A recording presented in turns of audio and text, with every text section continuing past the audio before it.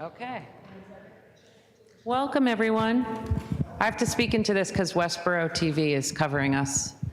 My name's Laura Crawford. I'm the Economic Development Coordinator, and I'll be introducing our consultants in a moment. Today's meeting is about public comment, and it's the first phase for the Westborough Brand Identity Project. The entire project is administered by the Executive Office of Housing and Economic Development, and it was funded through 2022 Coronavirus Fiscal Recovery Fund. We are fully funded through June 30th, 2026 for this project and phase 1 and 2. So Beta Group was selected through an open RFQ process. They're a New England-based employee-owned firm. They have 160 employees, including engineers, planners, scientists. And their core values are for teamwork, employee ownership, quality, client service, and integrity. They have locations in Massachusetts, Connecticut, and Rhode Island. And the team is led by our stakeholder engagement and principal, Randy Collins, and Nathan Socha is the project manager. So I'm going to let them further introduce themselves, but thank you. Thanks, Laura. So again, my name is Randy Collins. I'm a landscape architect. I head up Beta's landscape architectural group. We actually have an office in New Hampshire as well. But anyway, we're a multidisciplinary design group doing wayfinding signage in addition to other sort of typical landscape architectural project types. I have a brief PowerPoint that I want to go through. It's really meant to give you a full picture of wayfinding signage, the things that we consider, and then get into what we're focusing on tonight, which is dealing with us getting background information from the community, which will help us shape the options that we come up with for a branding exercise that is part of the wayfinding signage part of the project. We just went through introductions. We're in the early stages. As Laura said, there's 2 phases, the master plan and then plans for implementation. We're hoping to be done and ready to move into the phase 2, which is developing construction documents sometime in the spring. Project design goals, and I'm just going to go through this briefly, but I mean, basically we look at this as a community-driven process to develop a master plan on wayfinding signage. We think it's important that wayfinding signage can be an element that helps to create community identity. In the age of smartphones and tablets and other types of apps, people usually turn to their phone to get directions to wherever they want to go. Historically, wayfinding signage was a system where you put a sign at the gateway of your community, and then you had numerous directional signs to get people to the different destinations. We take a slightly different approach to this.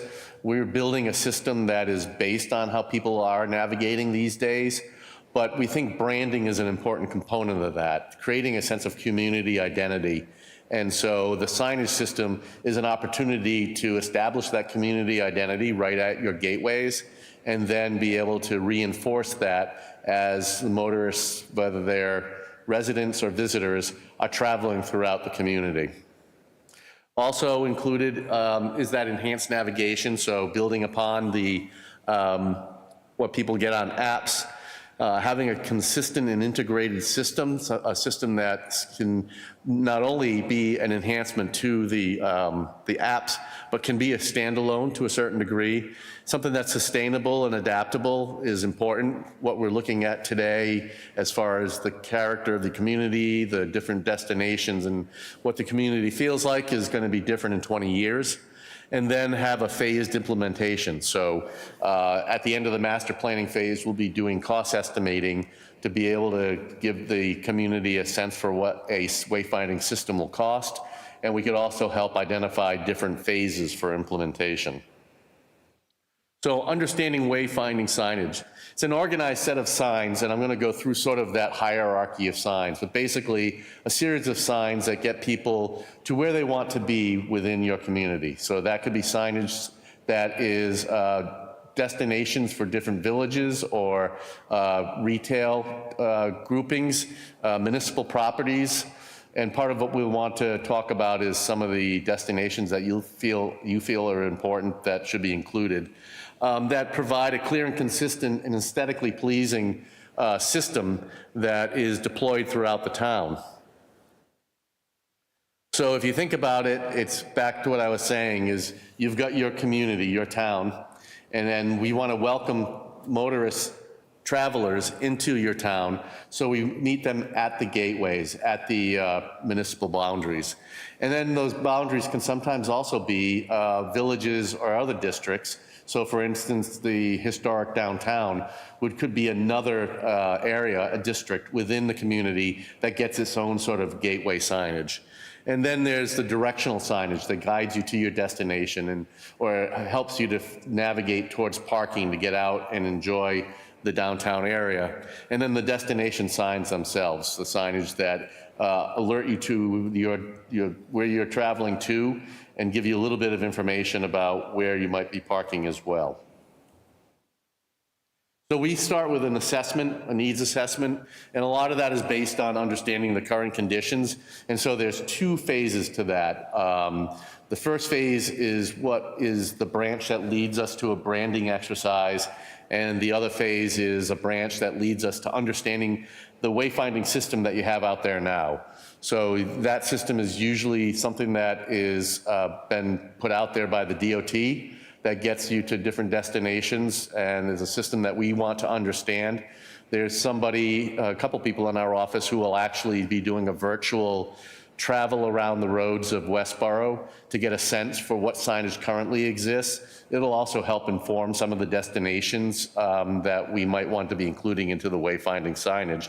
And then there's the branch of the branding. It's coming up with a sort of a character, if you will, an icon or a logo that can be part of the wayfinding signage. This is an important part of it, getting feedback. So this is the first of a couple of different public meetings where we will be discussing the project with you. This meeting is primarily focused on us starting to understand more fully the character and nature of the community that informs the branding exercise. And then we'll have branding options and then a final master plan, which will also be subject to community consensus building. So brand development, where we're kind of focused right now. And that is really coming up with an icon or a logo, as I say, that sort of captures the spirit and character of the community that gets incorporated into the wayfinding signage system. You've recently rebranded and come up with the image on the right. The images on the left are two other projects that we've worked on. One is an example of, say, a sort of a traditional, very straightforward branding characteristic, not sort of like the Nike swoop, which you don't really know what it is. But through advertising, whenever you see that swoop, you know exactly what that is. And has been a great marketing tool for Nike to be able to create that. But the one on the left is for the city of Rochester, New Hampshire. And they really were focused on their historic downtown part of the city. And they really wanted us to focus in on some of the architecture and also the river. And so that, through many different iterations, is the logo that we came up with.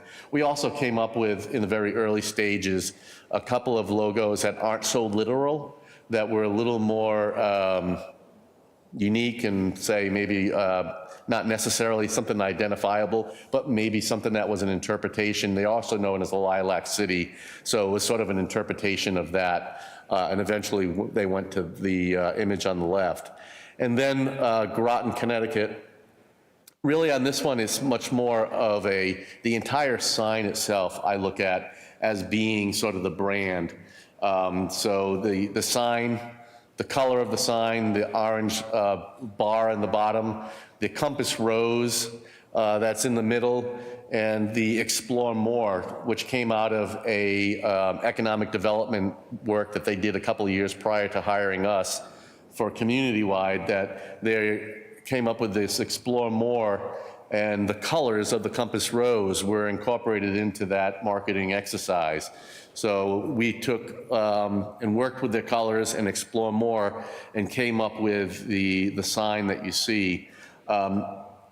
And interestingly, I don't know if any of you know or have been to Mystic Village in Groton, and it's one of the biggest tourist destinations in the town, one of them, that they really wanted us to play up. So we actually created a slightly different sign. While the sign background, the Explore More, and the orange band and the compass rose are incorporated into most all of their wayfinding signs, the character at the top, the sort of light color blue, a little more of a compass on it, and the Mystic was something that is unique to the village of Mystic.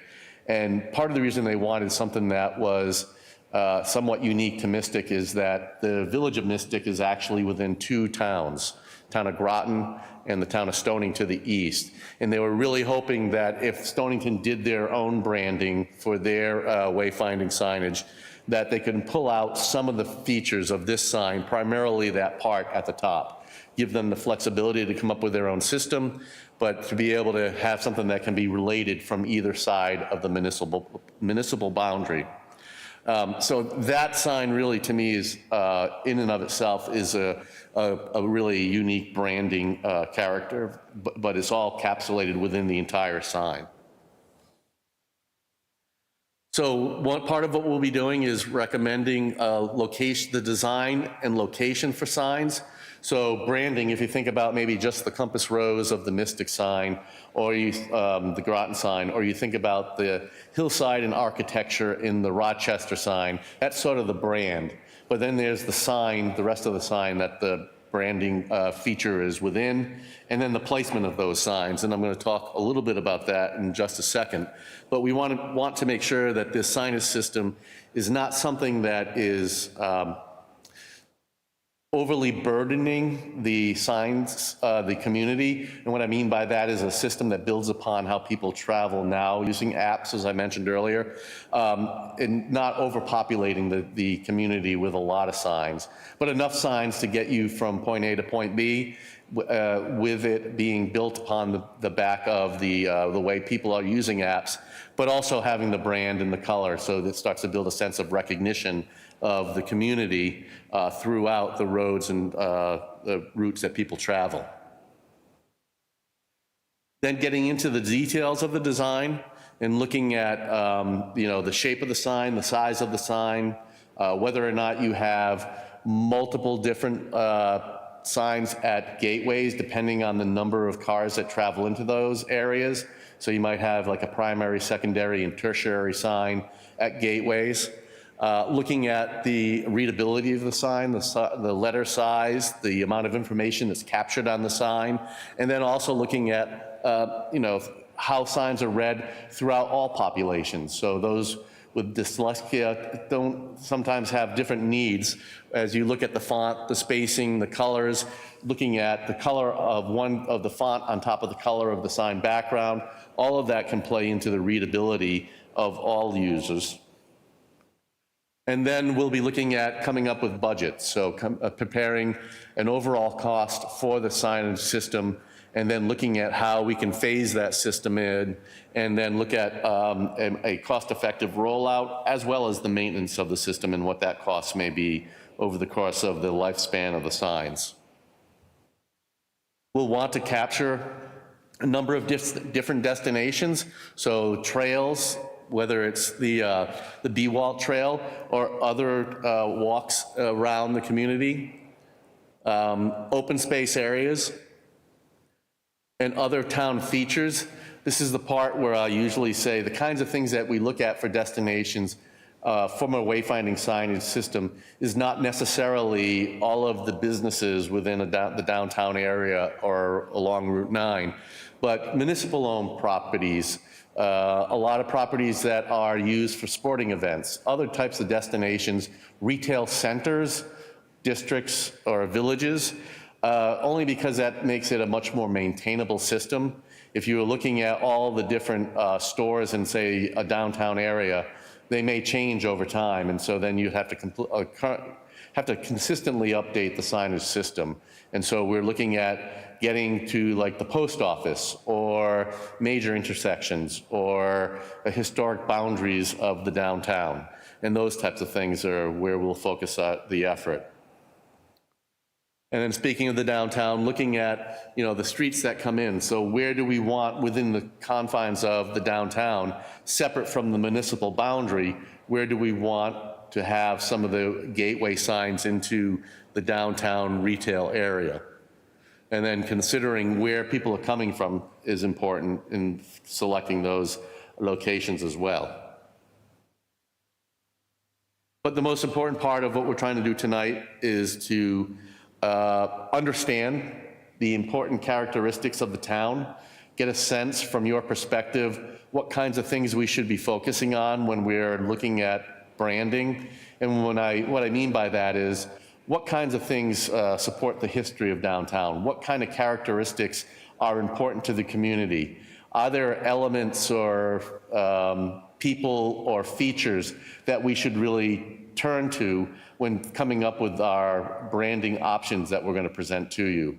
So this is where I turn to you, and I've already talked to Laura and others within the town. It's really you folks out there that we want to hear from you. And because we're being recorded, if you don't mind raising your hand so we can put a microphone in front of you to be able to make sure that the folks at home can hear, that would be really, really helpful.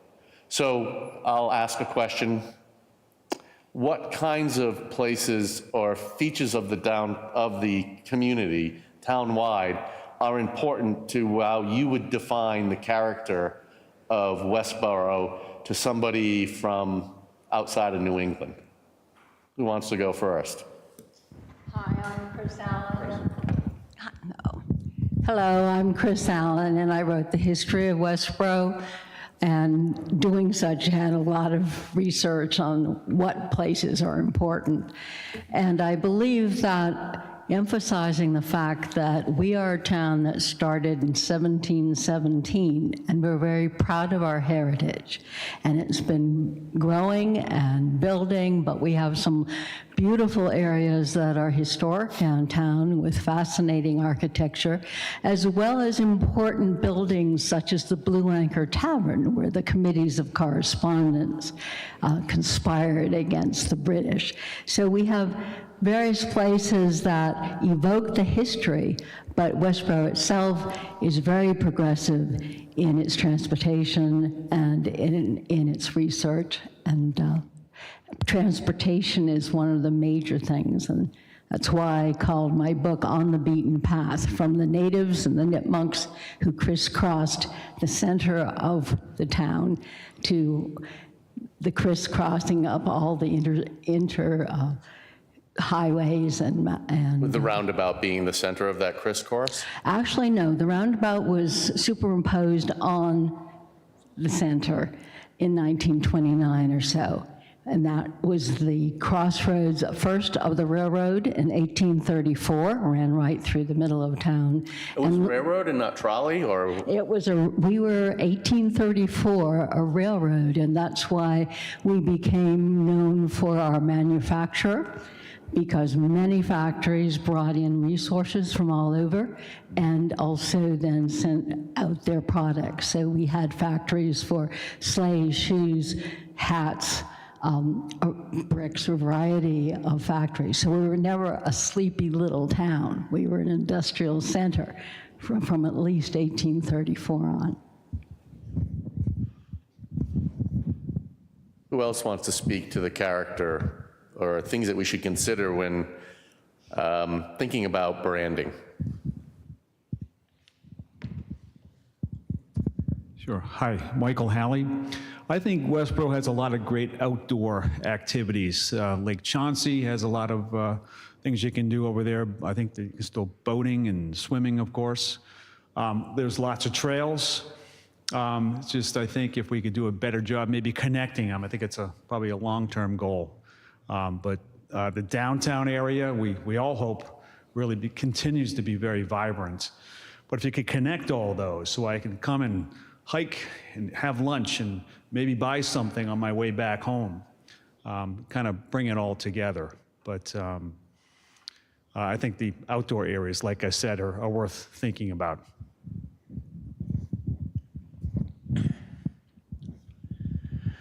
I'm Don Byrne. I'm actually the guy who created the trail system in town. So both the the bicycle trail as well as the walking trail system. And one of the things I wanted to make sure was brought up, because we've had a lot of turnover in the staff of Westborough, so there's a lot of people who forget that the charm bracelet, the walking trail system, was always intended to be a loop completely around town that goes right through the center of downtown. Now, you called it charm bracelet. Where'd that name come from? That is the official name accepted by the town of Westborough be 25 years ago next spring. Does that have anything to do or related to maybe the emerald necklace around the Boston It was area? inspired by, I basically produced a map that showed the trails in town, and we could go about 3/4 of the way around town, at which point people said, we've got to figure out a way to finish the last quarter. And they said, and we were scratching for a name, and somebody said, it's sort of like a miniature emerald necklace. And they came up, and the gentleman pointed out, we could almost look at like it's a whole bunch of charms, the green space in town with links. A bunch of nodes around. It goes completely around the town in roughly 28 and a half miles. It varies depending on, as we get new land, sometimes we adjust things. And we have struggled since, for almost over 20 years now. We had gotten permission from the town that we were supposed to have signage along the roads, so where we came out, there are places where you have to walk, like for instance, go through downtown, you walk on the sidewalks. But we never successfully gotten a plan that provided a way to show that we come out, we hope we'll come out again at Baker Way near downtown and go in at Pine Grove Cemetery back into the woods. And there's a number of other places along town where you walk for a block or 2 blocks. And it would be wonderful as part of this effort that could be considered and put in. We do have a logo and a blaze for in the woods that obviously we'd like to incorporate, but in general, if we can make the whole thing work. And I can provide GIS if need be for where all that is going and where all that is. And if you don't mind, I'm going to put on another hat, and that is since I am also the guy who started the whole concept of the trolley trail, it's obviously that's the shared use path is a much bigger project, and it's not something that it's been taken over by the town. But because the state does, I assume that you're aware of the state guideline recommendations for bicycle or shared use paths, and I just ask that you look at those and see if you can conform, because it will help us get grant money to build the trail as economically as possible for the town. And also because there's 7 other towns that I'm off running around pushing to get them to build it, because it's actually a trail from Framingham to Worcester with connections up to Berlin and up to Marlborough. So want to make sure that ties in. Great, thank you. Anybody else?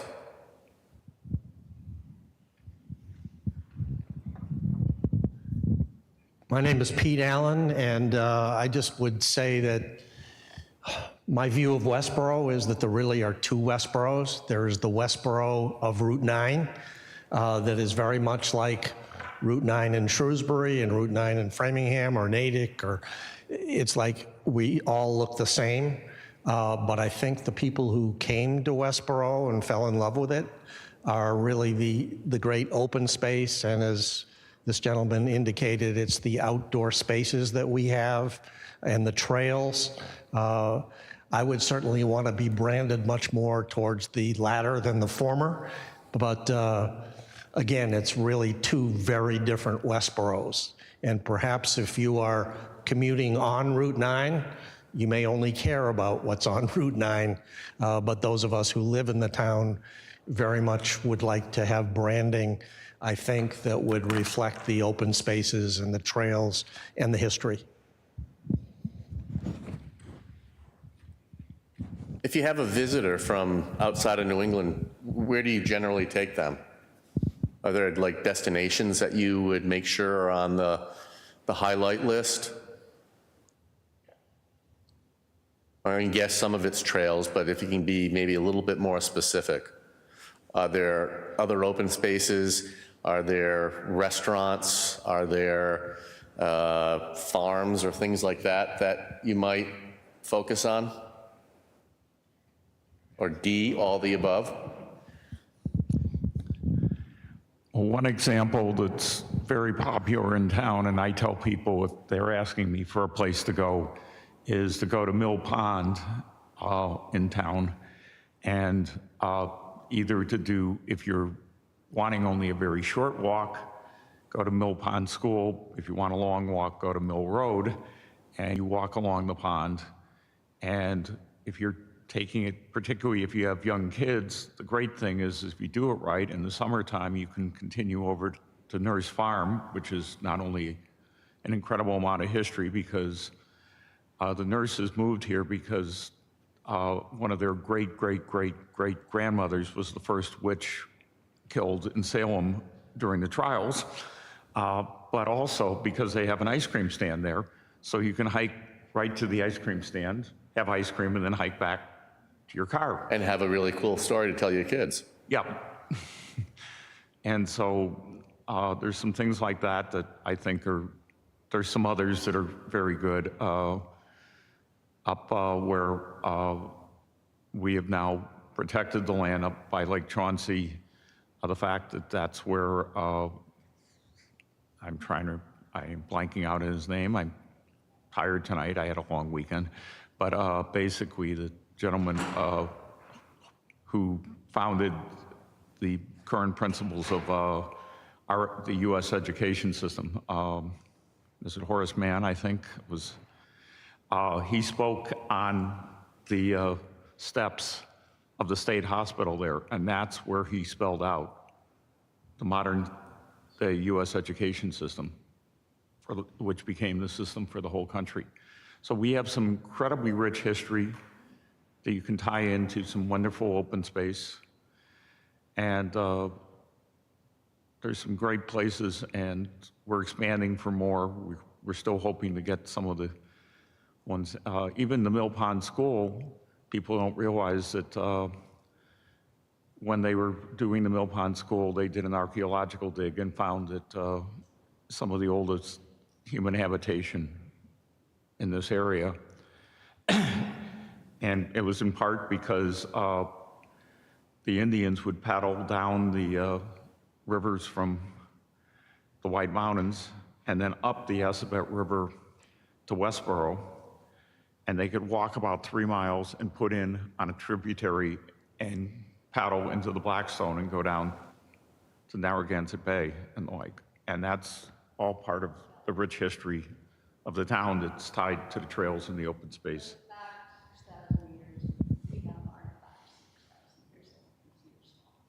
Yeah, while you're out, the question was, are there places that, what would be some of the places that you would take people from out of the region to visit within Westborough?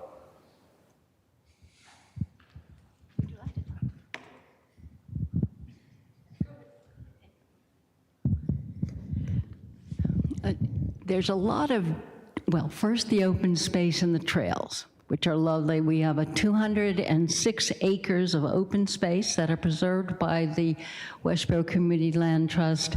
And I'm not sure how many miles of trails, Don, but there's 60 miles of trails on the Charm Bracelet that all connect and take beautiful places. Yes.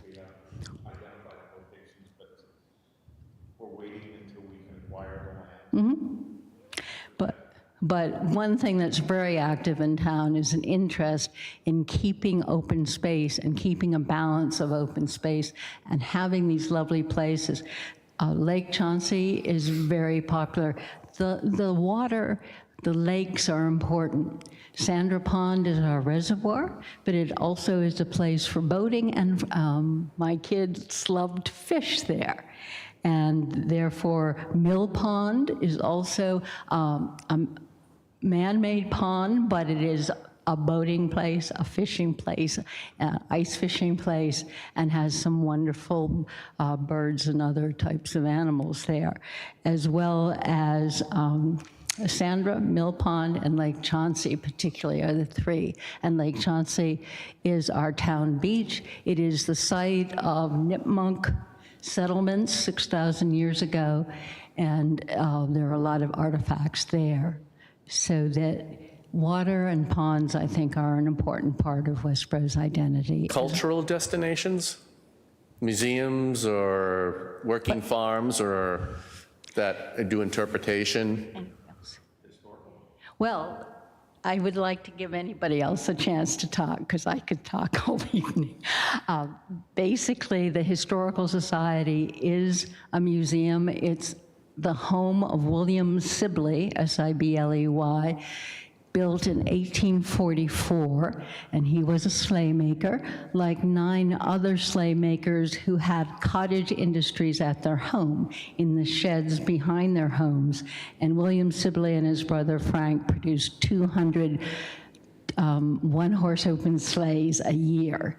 And that's why there was also a large sleigh maker, the Forbes Sleigh Manufacturing, later on, and that's why the trademark on our town hall, the weather vane, is a sleigh. And that's why we have a sleigh as our logo on street signs. It just seemed to be appropriate because, one, transportation is so important in Westborough, and the sleighs epitomized a major industry at the time and its pride and its heritage. But the Historical Society, the library is a lovely library and built in 1906, I believe. As far as cultural, it's tough. We go out of town mostly. We used to have a players club, we don't anymore. We have several choruses that give performances in the holidays, in the summer. But as a place to go, there are no theaters. There was a movie theater. So as far as destinations for entertainment, things like that, it's out of town. Anybody else?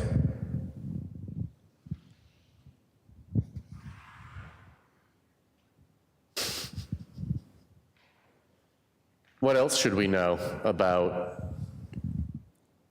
say, more recent times in Westborough that shapes the character of the community? We had a meeting with town staff earlier, so a lot of it was a very civic-minded population. You know, a lot of people will, from the trick-or-treating up and down the streets here in the downtown to some of the events that take place. I forget the name of the park that's outside. Bay State Common, yep. We were part of building that relatively recently because there was no town center. There was no town center in Westborough because our meeting house was out off of Oak Street, outside of town where the district court is. So without a meeting center and meeting house in the middle of town and a green. There was no real place for people to come. So when Bay State Abrasives stopped manufacturing, and that became a fine place to develop a center with a green and residences, retail. I was a select person at the time, and we decided it needed a place where people could come for concerts or art shows, as well as residential and commercial.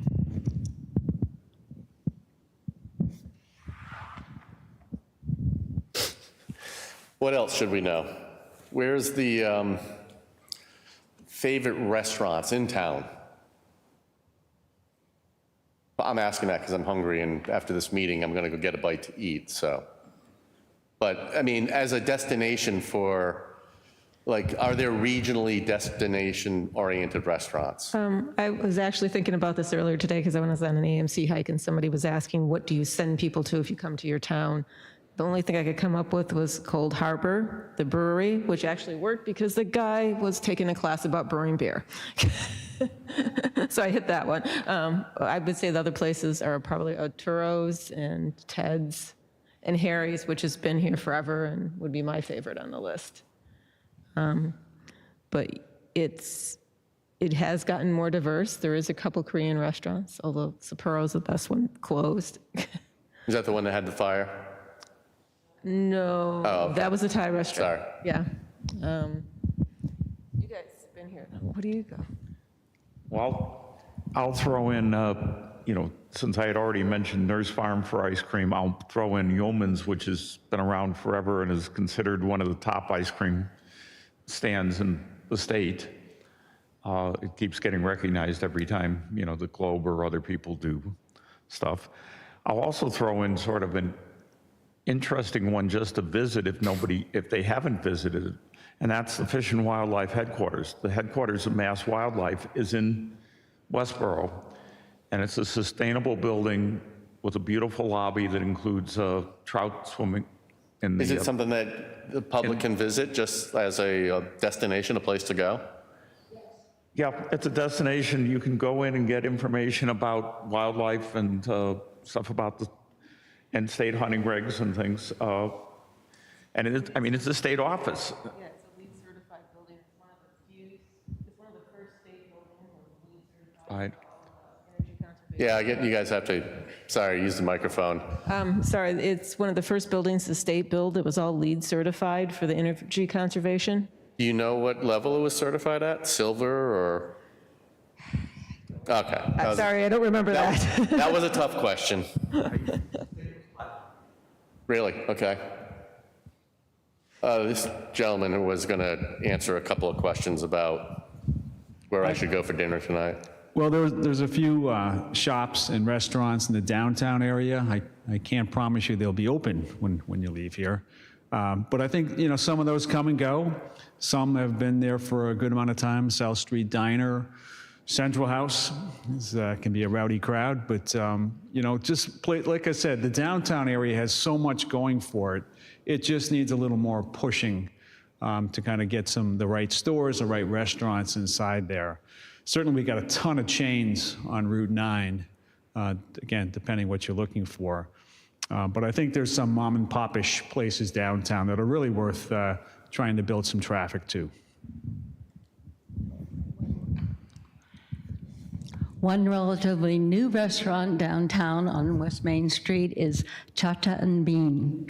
And perhaps you know that in Chinatown, New York, it became a big fad, the boba tea. A lot of adults have not gone to Cha-Cha and Bean, but it is amazing drinks and sodas with little tapioca bubbles, which are called boba. And teenagers love it. So the newest shop where all the teenagers go is Cha-Cha and Bean, and it was started by two women from Taiwan, Liana and Claire, and their whole family works in the store. And when high school stops at 3 or whenever, there's a whole parade of high school kids down the street to Cha-Cha and Bean. and they just sit there and have a wonderful time. And you look out onto Main Street. There's other types of foods from Taiwan, and it represents to me how our town has grown in diversity. Their daughter, Claire's daughter, Emma, was #1 in her class, I believe, and president of student council, and is now an exchange student to Sweden. Amazing children who are working and making a business function and grow. But it's a different kind of store, and probably most adults, maybe here, have not been to Cha-Cha and Bean, even though it's right in the middle of town.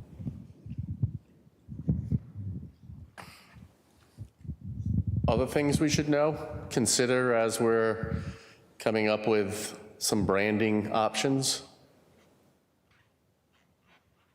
What are the school colors? Maroon. I actually knew that, but I wanted to see if there was a different answer. Are there any other colors or classic shapes of signs that we might want to consider? Michael, for DRB, maybe you can comment on that.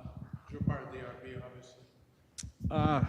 Yeah, we are trying to get the signage, the downtown signage, which we're responsible for, kind of under wraps. We're bigger fans of black and silver, and I think some gold as well. Again, not that we don't want color, but we're trying to make it perhaps a little more upscale, a little more uniform. Again, people show up with their logo colors, which is great. We do not like white backgrounds. We're looking for things that are not generic. And like I said, our focus is to try to build up the downtown area and clean up the signage. As you drive through the town, you will see there's there's lots of competition, a lot of visual stimuli out there. So we're trying to clean that up and again, make everything visible. There's a lot to look at as you're driving through. Hopefully lots of pedestrians, lots of bicyclists. But I think we're making some pretty good strides.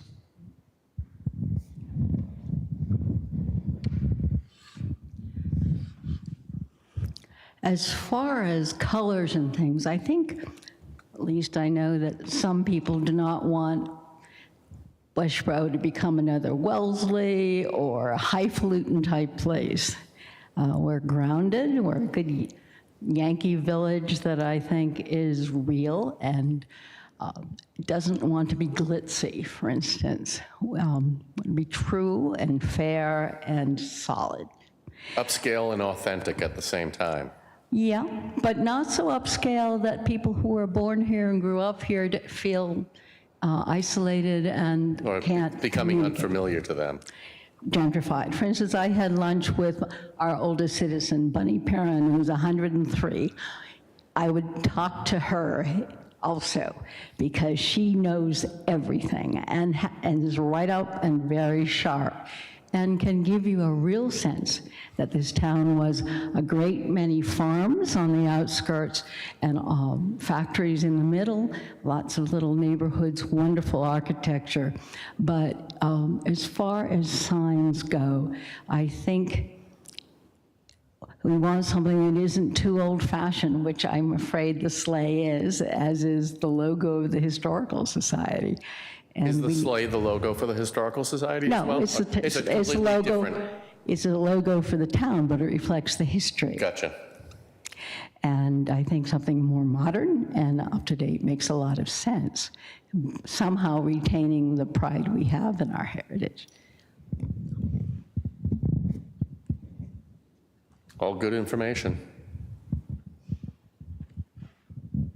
Well, not to keep you out too late. It was a long weekend. Any parting thoughts?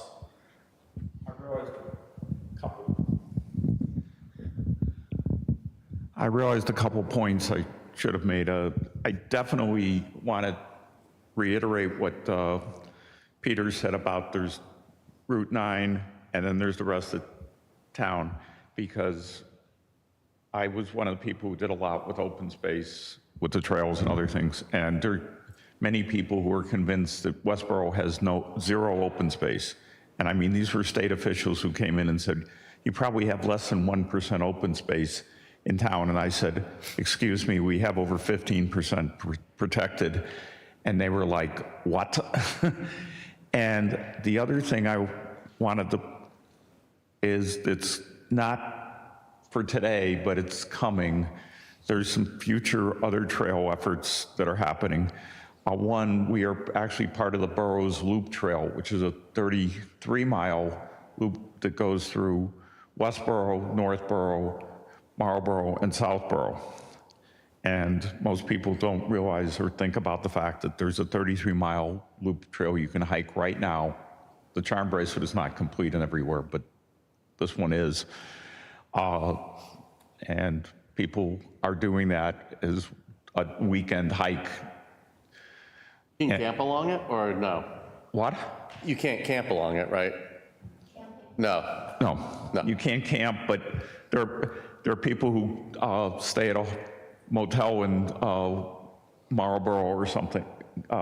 Unfortunately, we aren't well, where the trail only skims part of our property, so I can't send them to a Westborough motel. The other one is part of the bike trail.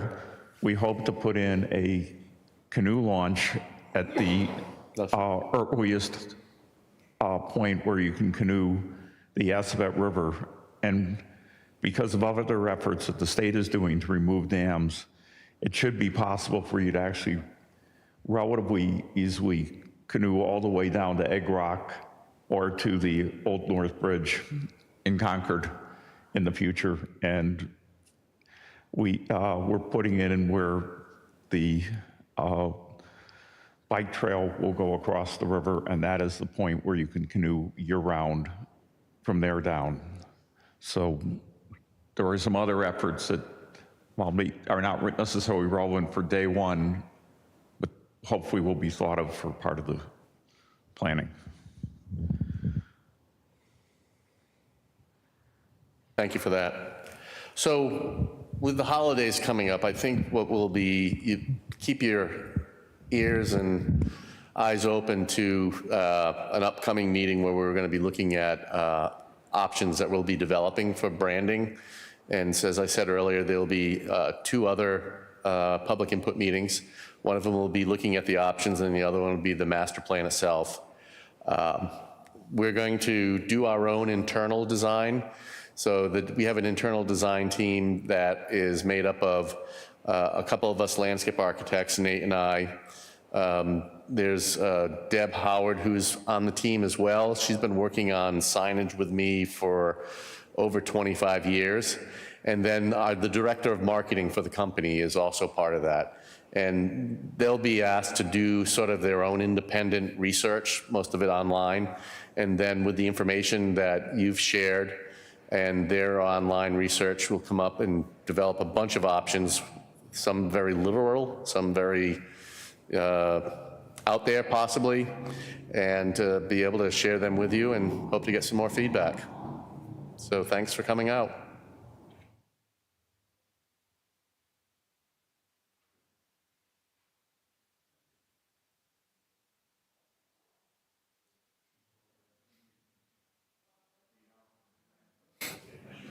What's what?